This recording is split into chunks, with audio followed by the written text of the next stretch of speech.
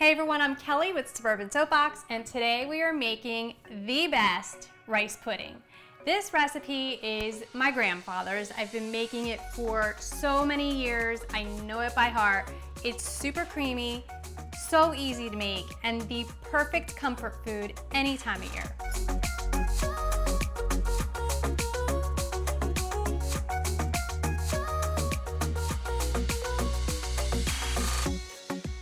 Here's what you'll need to make your very best rice pudding. Whole milk, so I like to use whole milk. I like whole milk because it adds like a real richness to the rice pudding. And because the ingredients are very simple, you wanna make sure that you have as much flavor as you can get in there. So you're going to need the fat from the whole milk. Arborio rice, I hope I'm saying that correctly. It's the same rice that you would use for risotto. So a medium grain raw rice, you'll need a cup of that. Vanilla or vanilla bean paste or vanilla powder, some type of vanilla to add the flavor to your rice pudding.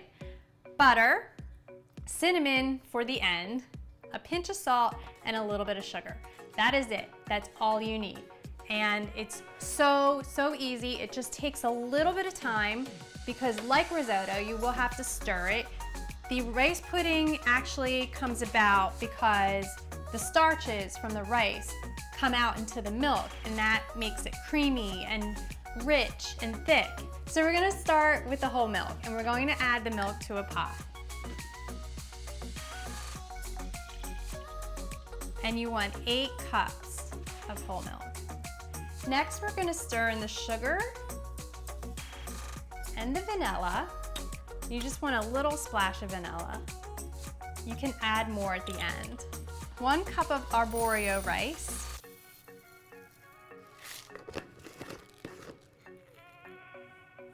Pour that in. And a pinch of salt. And you can taste this along the way and season it any way you want. If you want to add a little more vanilla, you can do that. Right now, we're just going to bring it to a really strong simmer, almost a boil, but not, you don't want to boil the milk because it could curdle. So we're just going to bring this to a point where you'll see it's starting to get really frothy on top, and you want to make sure you keep stirring it occasionally. You don't have to stir it constantly. We'll save that for the end.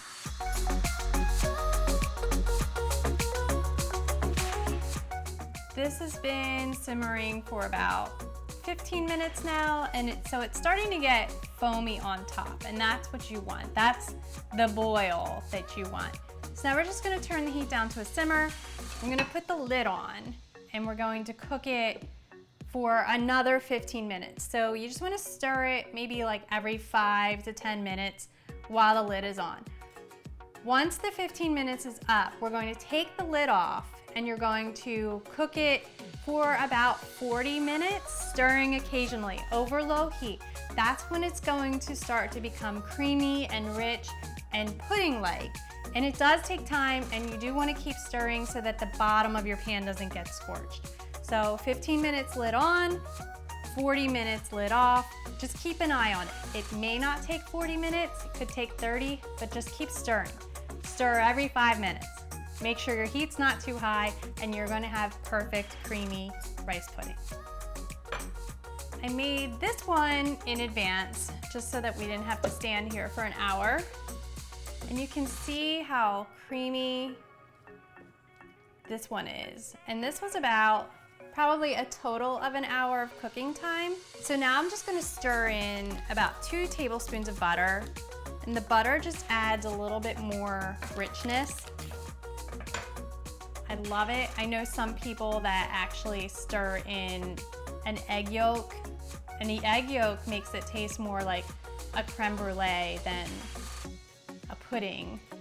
So this is where you'll taste for seasoning. So if you want to add a pinch more salt, or if you want to add more vanilla, you can kind of see in this one I have little flecks. So I used vanilla bean paste and not vanilla extract, but if you want to add more vanilla, this is where you would do it. Okay, it's all set. Now I'm going to fix myself a bowl.